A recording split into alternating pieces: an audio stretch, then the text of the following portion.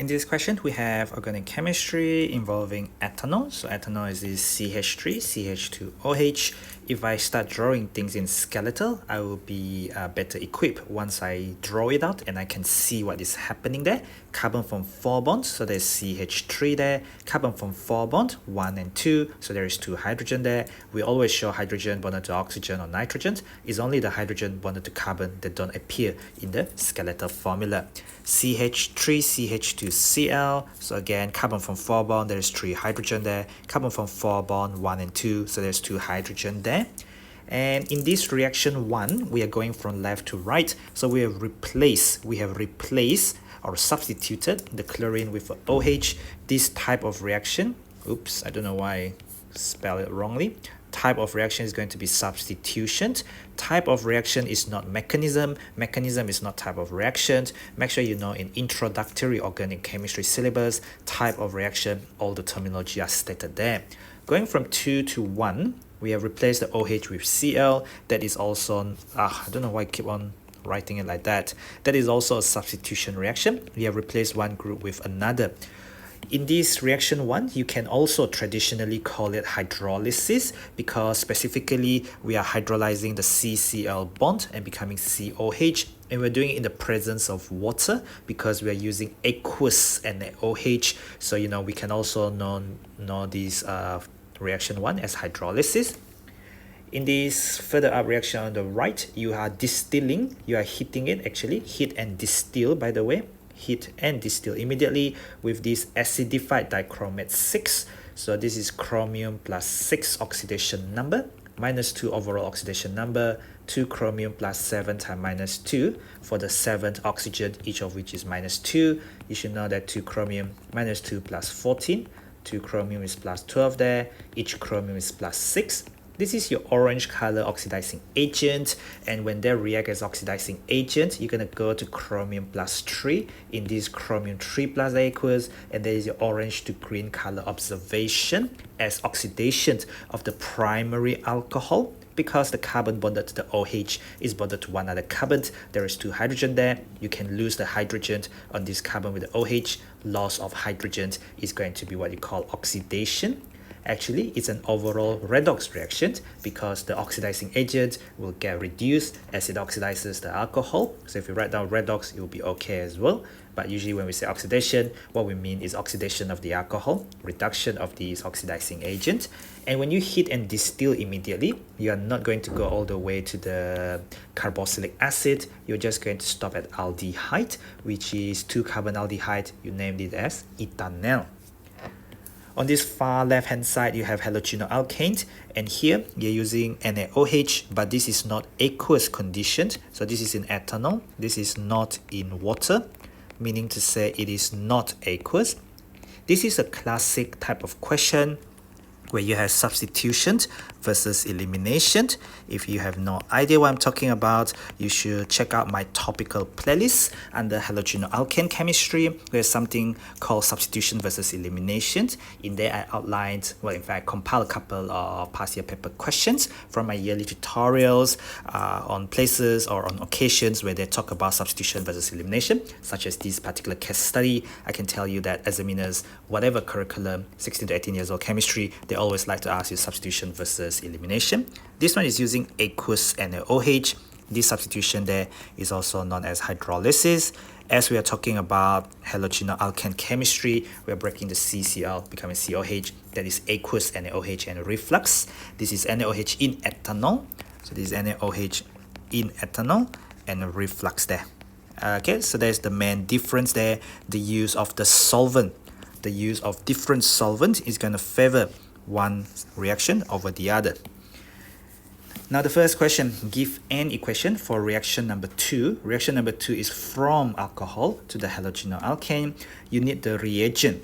So in order to go ROH to alcohol halogenoalkane, we can use CH3, CH2OH. My usual favorite reagent is PCl5, at least on paper. It's not as easy to handle in the laboratory, obviously, quite dangerous, yeah? So CH2Cl.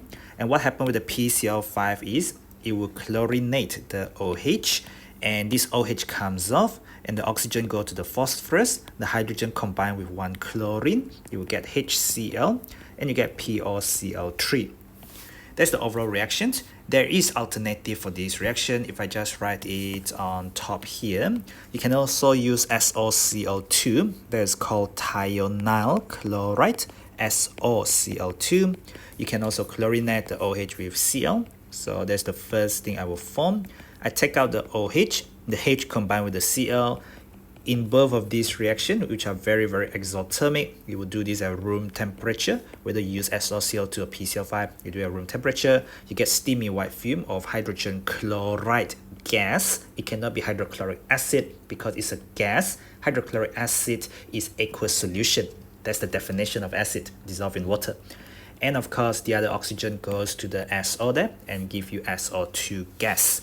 There are other alternatives, of course. You can use hydrogen chloride gas, HCl gas, reacting with these, and you can potentially substitute that out and you get water. What else can I say? State the reagent and conditions required for reaction 1. Reaction 1, as I mentioned, is a substitution of Cl with OH. You also know this as hydrolysis. Hydrolysis substitutions versus elimination. This is in aqueous and OH. Aqueous, they mean in water. So your NaOH is in water, in aqueous conditions. So we need NaOH. If I do bracket aqueous, without this aqueous, you will not get the marks. If you say NaOH in water, it is fine. And you have to reflux this reaction, just like you have to reflux for the elimination to happen as well.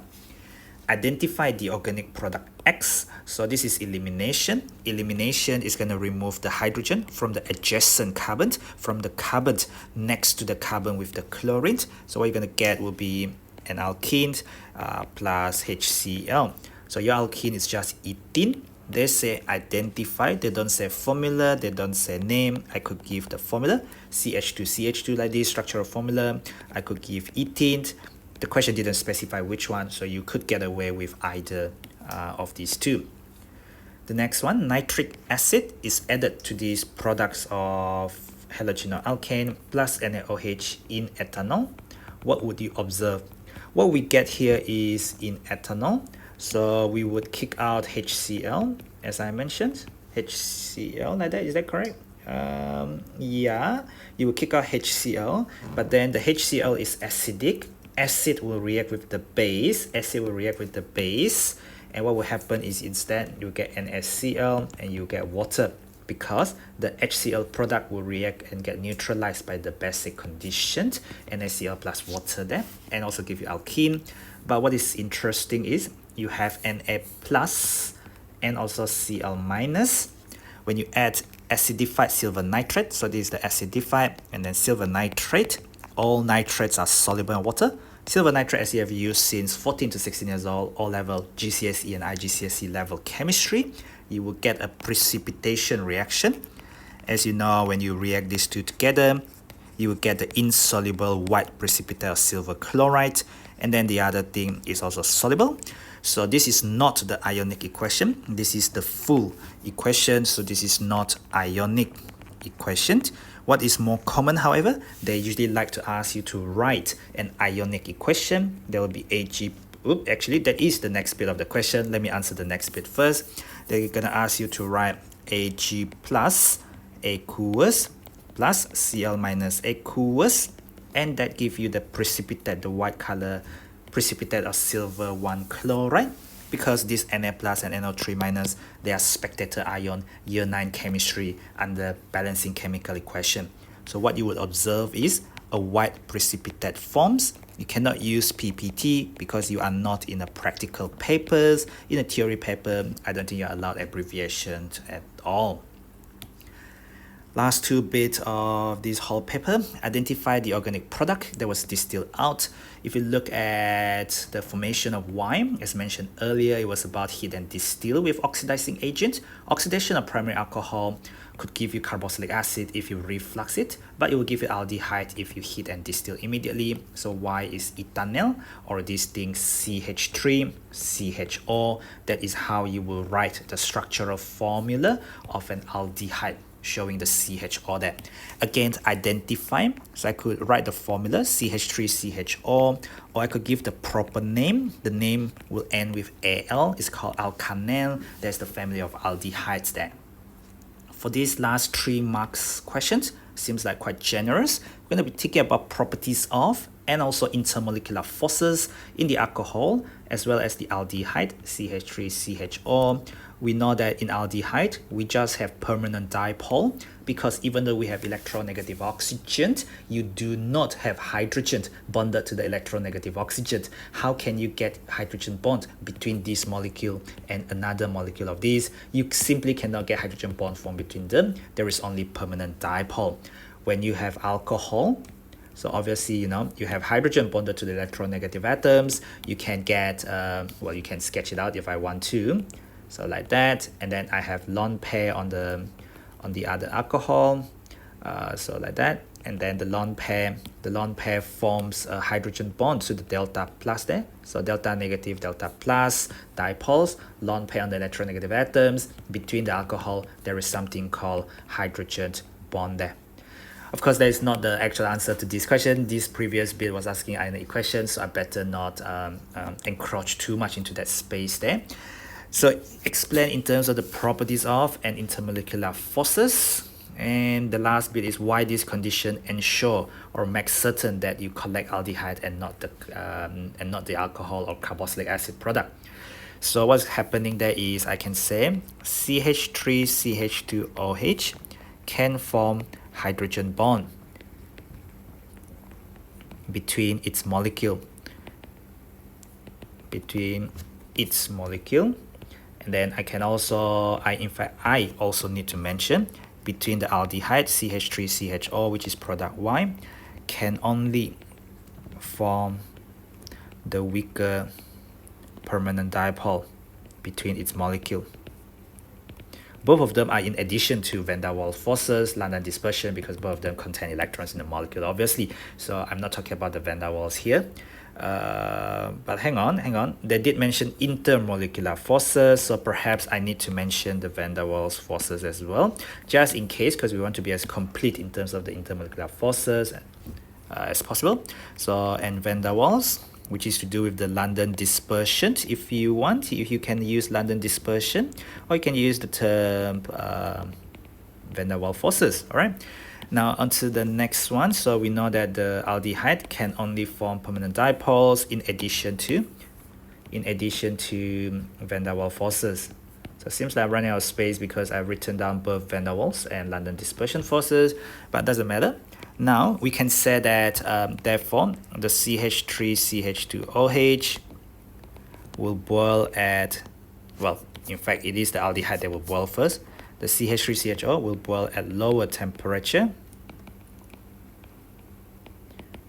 As I already talked about the weaker permanent dipoles, and this one can form the much stronger hydrogen bond compared to these weaker permanent dipoles. So CH3CHO will require lower energy to break the intermolecular forces. They will boil at lower temperature, therefore will distill out first, because the one with the lower boiling point will vaporize first, and once it vaporizes, it will get condensed out from the condenser, the sideway condenser. It will distill out first instead of the alcohol.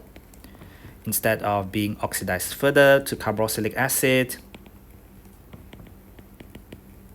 and the alcohol will not be collected first, because the alcohol will have a higher boiling point due to the formation of the stronger hydrogen bond there. So overall, I mean, that's the whole idea why this heat and distillation works, in order to ensure that you get the aldehyde, because it will have a lower boiling point. Once you form it, it will vaporize first due to its lower boiling point, and you will collect it from the sideway condenser upon condensation of the vapor, and that wouldn't be oxidized further to carboxylic acid, because when you form it, it will be escaping on the side. Reflux apparatus does not have the sideway condenser. Your condenser setup is vertical, so your vapor cannot escape and condense down. In fact, it gets back into the flask, and they get further oxidized when they come into contact with your oxidizing agent. reflux will ensure that you get carboxylic acid, heat and distill will ensure that you stop at the aldehyde stage there. And that's the 3-mark question there. And that's the total 11 mark for this organic chemistry question. And that's the end of this whole paper 2-1 for the October-November 2015 series. So don't forget to click the button on the bottom right to subscribe to my channel. Follow me at ptet.chemistry on Facebook, Instagram, Twitter, and Telegram to get connected. Thank you for your support, and do spread the words about the channel. If you think it has helped you, perhaps it can help a lot of other people as well. See you in the next tutorial video.